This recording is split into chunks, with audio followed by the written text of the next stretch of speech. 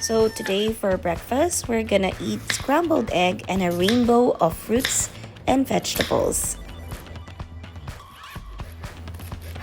So for the scrambled egg, I'm gonna add onion, spring onion, and basil.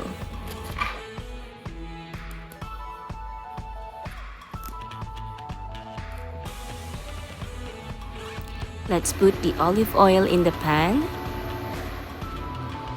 Then let's add the onion and the spring onion.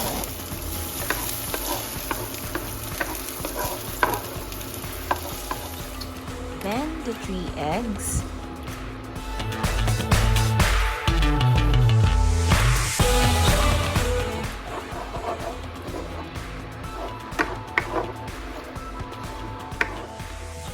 Don't forget the basil. So we're gonna eat the scrambled egg with banana, apple, grapes, and cucumber. Bon appetit!